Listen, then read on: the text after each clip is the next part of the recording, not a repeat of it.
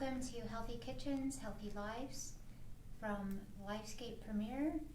This is our inaugural live version. Thank you so much for joining me. My name is Dana Bosselman. I'm the functional dietitian here at Lifescape and am so honored to be able to reach out to you in this interesting new way. And please leave your comments and feedback along the course of the class, as always. Normally I get to greet all of you in person and ask you to share something about yourself, but in lieu of that, I'm going to share something for all of us this morning, which is the silver lining in this whole situation. For me, one of the small silver linings came up as I was ending my yoga practice the other day in a seated, cross-legged position with my eyes closed, doing some deep breathing. And I opened my eyes because I felt this presence in front of me. And it was my dog, my Australian Shepherd, who normally would not be in my yoga studio, but this time my yoga studio is in my house. And he was sitting exactly facing me nose to nose with such a curious look on his face. So I hope that brings a smile to yours as it did to mine. And with that being said, I wanted to take a minute to ground together and reset the energy so that we can prepare this delicious meal today, which is a hash. It's a Brussels sprout sweet potato leek hash, and we'll talk more about that in a minute. But I wanted to play a little bit of music for you and ask you while you're listening to maybe close your eyes, drop your shoulders, and take a few deep breaths.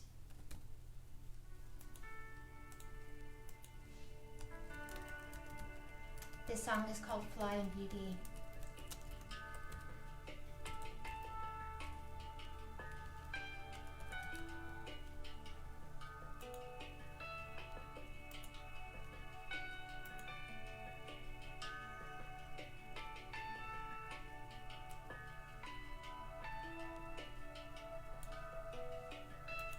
Really breathe deep from your belly.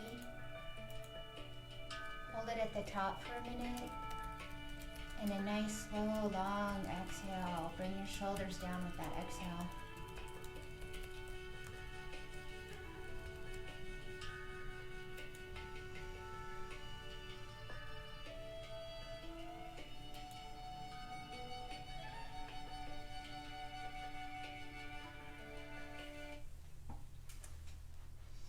If any of you would like to know more about that song, I'll have our fabulous marketing team post that, so you can check into it.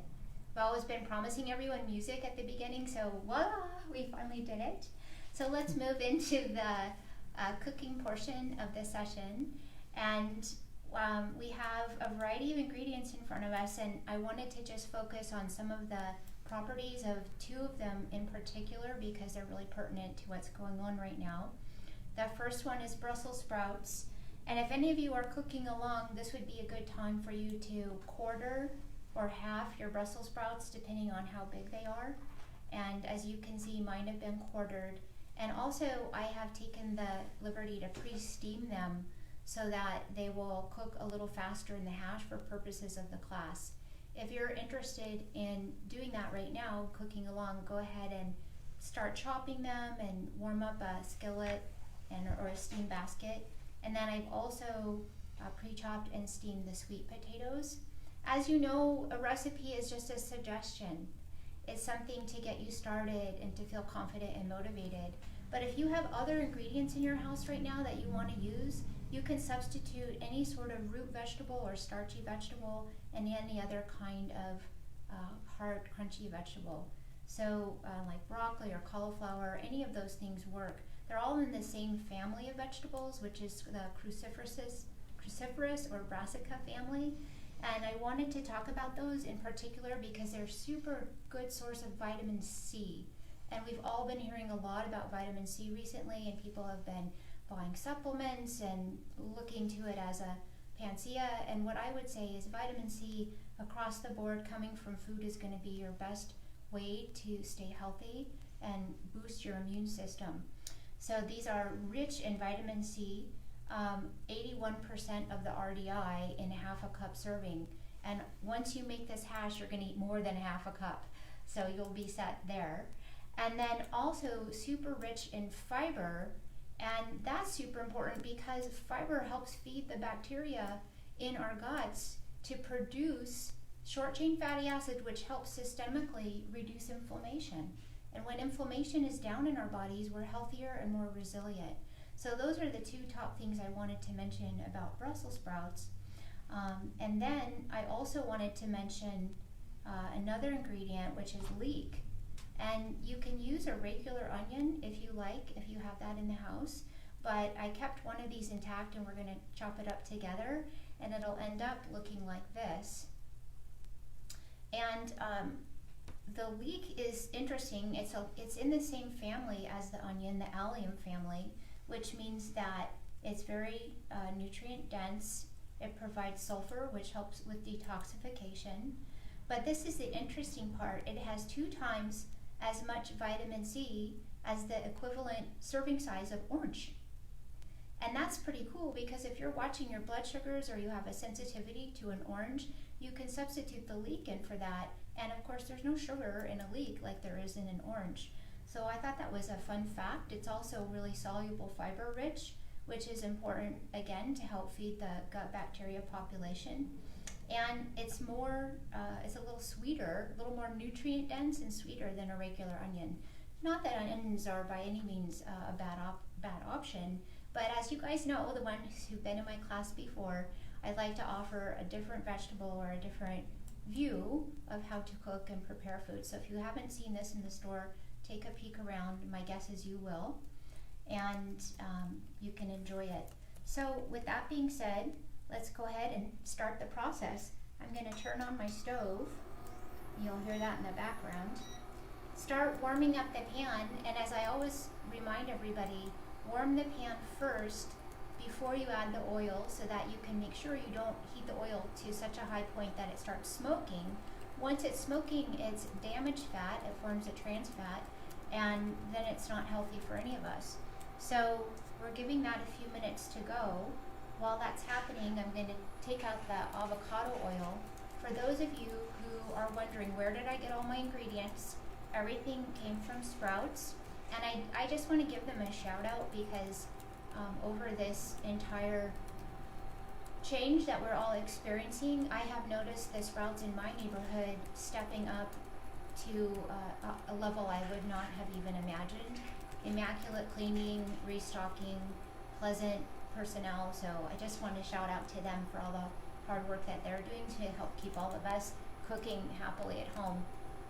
And so I'm going to add the avocado oil now, because my stovetop is an induction stove, which means it heats really fast. And I'm just going to drizzle some oil in here. Don't be shy on the oil, because this is what helps bring satiety to your meal and sustains you for more than an hour or 2 after you eat. So then the next piece I'm going to do is I'm throwing in, I'm using dried herbs because it's easier for all of us to keep on hand right now. So this is thyme, and I'm just sprinkling some of this in to taste. There is an immediate ingredient amount on the recipe that you all have been provided with. If you want to follow that and then taste as you go, absolutely fine. So there's the thyme, and then I'm adding a little bit of ground sage, which is fantastic. I do have some fresh sage that one of my patients gave me from their own herb garden. Thank you so much to that person. I've been enjoying that a lot. And so I'm adding the herbs now, but because they're dried, because they'll start infusing with the oil. And I wish I could somehow import the aroma to you guys, but it's definitely a real thing, and it's smelling delicious already. So next thing I'm going to do is add the leeks. And there's a little sizzle going on. That's always a good sign. And while that's happening, I just give it a quick toss here. This is about 3, 4, 5 minutes at the most for the leeks to soften. And while those are cooking, I'm just going to show you, some people are not familiar with the leek, and so you'll want to peel back the layers a little bit, the leaves. And as I do that, you'll see there's some grit in there. And I have already washed this once, but you would want to run it under the cold sink and just wash this other dirt off. And then once you have that done, you will take your knife and you can cut off that root end over here. And then holding it firmly on the green part, we only use the white. And so just chop it in nice fine circles. The key to a good meal is having all the ingredients uniform so that the size is pleasant. When you eat it in your mouth, you recognize all the shapes and they've cooked at the same rate. And then this is the best part of the leek, is it comes out, and when you push through it, it's like opening a Slinky. So you can open up all of the little rings, and it brings you to a spot where you can throw it in to your pot. So I'm going to add these in that I've already opened up. And I think you're going to fall in love with the leek. It's pretty fantastic. And if you haven't experienced it before, you will want to again. Trust me. See, they want to stay with me. Okay, so as we keep going, I'm going to also, at this point, I'm going to sprinkle in a little bit of pink Himalayan salt. For those of you who have been with me before, you know this is one of my favorite salts because it's rich in other minerals which are often depleted in our water source because we are drinking filtered water, which is a great thing, but it's always nice to add a little magnesium, sodium, potassium chloride back in. This is a little black pepper, so I'm sprinkling some of that in as well. And I see there's a few questions. I can't read them exactly, but I have an amazing person assisting me, Dr. Wilder. And she's going to see if she can read a few for me. One was, why did you choose avocado?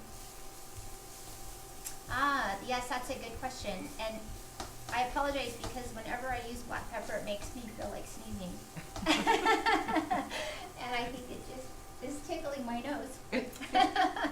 So I chose avocado oil because it can take a higher temperature when you're sauteing and not go bad. So it can go up to, I don't know exactly, high 300s for saute. We're not even near that hot here, but just to be on the safe side. And it has a really mild flavor, so it doesn't change the taste of the dish in any way. There is I noticed on the recipe that was sent out to you, it says avocado oil in the ingredients and coconut oil on the start adding to your pan. So with that being said, either one is actually fine. It's up to you. I like to use both of them. I jump back and forth quite frequently. So that's a great question. Thank you for bringing that up. I think there's also that avocado oil is a little less likely to have been watered down like that olive oil. Like a lot of olive oils, there's concern that it's been, sort of watered down with other oils. So maybe avocado oil is more of a pure source of those healthy monounsaturated fats. Yeah, absolutely. That could be another good reason to choose that and blend it in. Everybody's been cooking with olive oil, and olive oil doesn't stand up to heat nearly as well. So I ask people to think of olive oil more as a dipping sauce or a finishing oil than as a high heat cooking oil. What about, somebody asked about grapeseed oil also? Sure, yes, grapeseed oil is also a good alternative. Some of my folks actually have food sensitivities to avocados and the avocado oil, so they have transitioned over to grapeseed oil for this kind of cooking and tell me it's fantastic, and they're going to keep using it once their food sensitivities are resolved. So that's a good option too. I'll take a question again in just a minute, but right now, go ahead. Oh, I'm seeing that the leeks, and let's see if I can. I think you guys can see that. I wish you could smell it. It smells This is wonderful. probably better than being in person. The views are better. Okay, we are going back to in person, I promise. But in the meantime, that's the leek and sage and thyme, pink salt. So now we're going to mix in the Brussels sprouts and the potatoes. And I just want you guys to know this is a lot more volume of ingredients than the recipe calls for is doubled. And I do that because whenever you're cooking, why not make enough for a couple times? And then you can alter the dish. So once this is made, there's all kinds of other opportunities to enhance it. Something that I would do is I would throw in a handful of leafy greens on another occasion and change it up that way. If you're eating meat, you want to add some chicken sausage to this or some turkey sausage. That would be a nice addition as well. Or you can serve it alongside some salmon if that's something you enjoy. Also, you could throw in a handful of walnuts or almonds. So there's lots of different ways that this can all come together. But what's going to happen this time is the staff is going to enjoy it today. And we'll all tweet to you how good it is. But that's a nice thing to do with the hash, because it's really great to be able to open your refrigerator, look inside and see that you've got something pre-made and ready to go. So now we're going to squeeze a lemon, and this is courtesy of my neighbor's tree. Thank you for that. And so, and you can tell it's not perfect, but nothing in life is. So we'll leave that side off. And then I'm going to use my favorite kitchen tool, the citrus squeezer. And everybody here knows about that. And we'll just put this in and squeeze a little bit of fresh lemon on top, which adds to the vitamin C content. So no worries about those supplements that are all gone. We can do it with food, and it's better. So we'll let that keep cooking. And while that's happening, my favorite, avocado. And I'm going to go ahead and slice this in half. This is going to be the topping. And as you guys know, I really like to encourage you to eat food that has been made beautiful. So we're looking at the shapes and the colors. We're smelling the flavor, but then we're gussying it up, if you will, with that avocado on top, which adds a healthy fat and fiber. And then also, this is an ingredient that I've been really stressing with a lot of my patients recently, and it's a fermented kraut. It's not pickled, so it's not vinegar. It's stored in the refrigerator because it's a living, breathing food, and it's cabbage. It can have other ingredients too, sometimes garlic or dill, things like that. But it's a natural probiotic, and it really helps build resiliency in the gut. And keep in mind that your immune system and your gut are inextricably combined. So as you nourish your gut, you nourish your immune system, and there couldn't be a better time to do that. So if you want to try a tablespoon of this on your serving, I highly recommend it. Also, before I forget, I want to add in coconut aminos. I was just talking to a patient yesterday about this who wants to avoid soy. So this is a good alternative to soy sauce. It's just coconut. It's a sweet, salty, and I told her, watch out, it's addictive. And we had a nice laugh about that. So I'm just sprinkling some of this in as a finisher. And again, all of this is at Sprouts, other stores as well, but it's certainly available there. Okay, I'm ready for another question. Actually, most people are just saying thank you for doing this, and I'm super excited to see so many people engaged, and I hope you're sharing this, and I hope you're getting friends and family to tune in also, because the other silver lining of this whole thing is we all have more time to cook, and we actually have a far greater appreciation of our health. Just there's nothing like an existential threat that makes us really tune in and pay attention. I have a quick question. What do you do with the tops of the lakes, the really hard? Is there anything that you can do to use? With this part? Yeah. The best thing that I could suggest is throw this into a broth and let it simmer with a bunch of other things. Like, you could probably even throw this in there too if you wash out the dirt. And you could do carrot tops, turnip tops, cabbage ends, like all those random pieces of vegetables, and make your own magic mineral broth. Oh, garbage pail soup. Yeah, otherwise known as garbage pail. Yeah, and then you would strain all that out, of course, and then reap all the benefits. Because there's still nutrition in here. It's just that it's super tough and wouldn't be enjoyable to chew. But nutritionally, yes, we could still make use of it. Absolutely, that's a good point. Let's talk about where people can get their fresh organic produce and really support our local farmers who really are getting hit with all the restaurants down. Closing. But yeah. if you're high risk, can't be out in public, where can you get these fresh, organic, locally grown produce? Yeah, so this is a fantastic time, and thank you for bringing that up. If you are interested, I know that our marketing team just posted a link to a Scottsdale Farmers Market and McClendon's Farm. Knew I was going to go south on that. McClendon's Farm is offering this amazing service where you can go online and order the box of veggies and produce that you want. They will package it up for you, and then all you have to do is drive down to the Scottsdale Farmers Market, which is on Brown and something. 3rd Street, somewhere in Brown and there. 3rd, right in there in Old Town Scottsdale. You don't even have to get out of your car or find parking. You can just, put the dog in the back, roll down the window, and then go through, and they'll put your box in the car, and off you go. So that's a fantastic option for all of you, and if you are not wanting to even go to that extent, have somebody pick up your box for you and bring it in. I know a lot of people in my neighborhood are helping each other out and leaving boxes of food for each other on doorsteps. So thank you for bringing that up. That's a great option. And not only that, but I have to share the food that they put in there. You can't even believe how good it tastes. That's where you say, oh, this is what a tomato tastes like.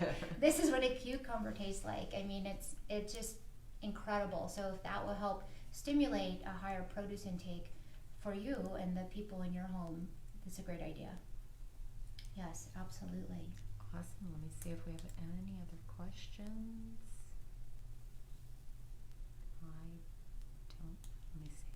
I'm not seeing any more. So. Okay, so this one goes a lot faster without all you folks around because I'm not talking as much, but here's that beautiful avocado, and you can just slice it in the skin and then use a spoon to scoop underneath.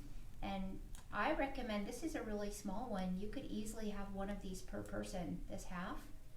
That would be a really nice complement to the meal. And you'll find that when you add things like avocado and nuts and seeds, it really sustains you and keeps you from craving carbohydrates or snacking in between meals. I know we're at home and we can easily wander into the kitchen, and we don't want to overconsume. That's not the point. It's just quality food and quality eating, so that after the kitchen is shut down, you can leave it and go for a walk, focus on other projects, focus on work you're doing from the house, focus on each other.